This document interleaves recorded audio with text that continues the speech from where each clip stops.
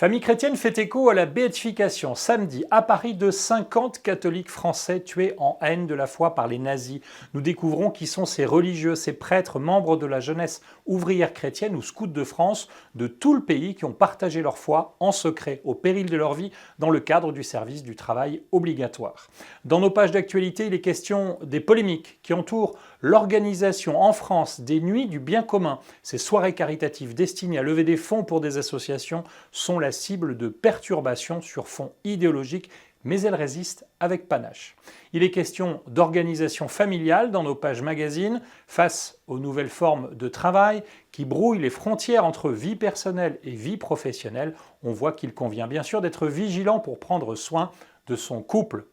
À numéro exceptionnel, page exceptionnelle, le numéro 2500 de Famille chrétienne est aussi l'occasion de donner la parole à ses lecteurs. Ils ont été nombreux à nous écrire pour nous faire part du lien qu'ils ont avec leur hebdomadaire depuis plus ou moins longtemps. Bonjour, à la une de France Catholique cette semaine, les enseignements de la visite du pape Léon XIV au Liban, avec les choses vues et entendues sur place. Mais le gros dossier de ce numéro est consacré aux martyrs du STO, le service du travail obligatoire instauré en 1943 par les autorités allemandes. Il s'agit de prêtres, mais aussi de jeunes laïcs engagés dans le scoutisme ou la jeunesse ouvrière chrétienne qui n'ont pas hésité à risquer leur vie pour apporter une assistance spirituelle aux ouvriers dans les usines nazies en Allemagne.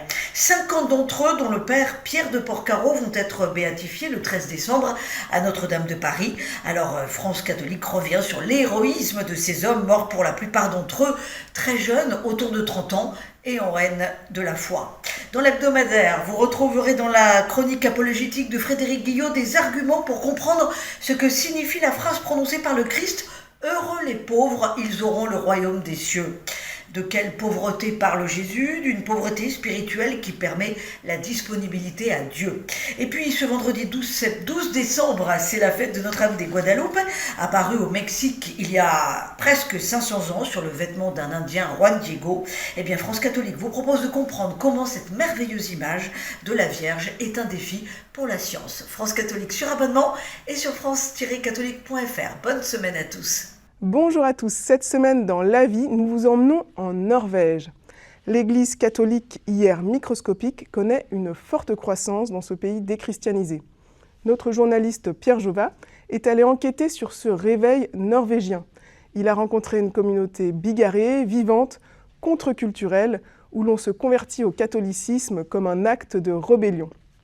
Et puis cette semaine, nous vous proposons un article sur les martyrs oubliés du STO, ces hommes qui ont été envoyés en service du travail obligatoire en Allemagne pendant la Seconde Guerre mondiale.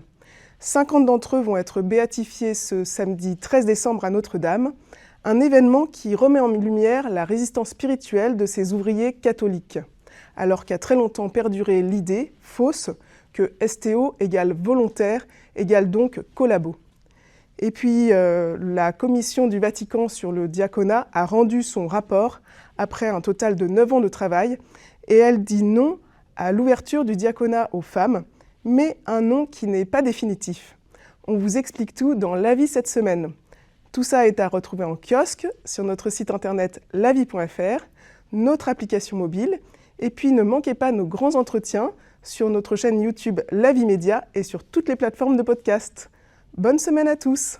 6,5 millions de catholiques engagés, c'est le chiffre phare de notre grande enquête IFOP Bayard, éditeur du Pèlerin et de la Croix, sur lequel nous levons le voile cette semaine. Dans une France que l'on dit championne de la sécularisation, voilà un chiffre qui tord le cou au récit dominant, celui d'une église laminée par les crises, de paroisses vieillissantes, de séminaires contraints à la fermeture. Mais qui sont donc ces 6,5 millions de catholiques? Eh bien, 3 millions de chrétiens pratiquants réguliers, principalement de jeunes adultes, et 3 autres millions de pratiquants plus occasionnels, mais qui n'en sont pas moins engagés dans tous les domaines de la vie paroissiale, associative, politique. Alors certes, ces plus de 6 millions de cathos l'ont compris, ils sont minoritaires, mais minoritaire ne veut pas dire déclinant. Les cathos d'aujourd'hui surprennent par leur foi créative, leur esprit d'initiative, mais aussi leur capacité à surmonter les vieilles divisions, comme par exemple sur la liturgie, et plein d'autres surprises encore. L'Église se renouvelle et c'est une bonne nouvelle et c'est à lire cette semaine dans Le Pèlerin. Bonjour, à la une de Réforme cette semaine, l'autre face du conflit israélo-palestinien, la Cisjordanie, où la colonisation se poursuit sans arrêt. Le reportage que nous publions cette semaine illustre bien la situation dans le village d'Oum el-Kaïr, tout au sud de la Cisjordanie. Les baraquements des colons encerclent le village et les attaques se multiplient contre les Palestiniens, obligés de quitter et de démolir leurs propres maisons. Ce qui ne fait bien sûr qu'attiser les tensions. Alors peut-on encore espérer, sinon une paix, au moins une accalmie ? L'universitaire Laetitia Bucaille fait le point sur la question et montre que seules les pressions étrangères, États-Unis et États du Golfe notamment, ont les moyens de favoriser un apaisement en Israël-Palestine. Et puis à lire aussi, pour rester au Moyen-Orient, un article du directeur de l'Action chrétienne en Orient, le pasteur Mathieu Bouche, qui témoigne de l'espérance qui, malgré tout, ne quitte pas les pasteurs qui travaillent dans la région, au Liban ou en Syrie notamment, malgré toutes les difficultés. Tous ces articles et nos rubriques sont à retrouver dans Réforme, par abonnement ou sur réforme.net. Bonne semaine.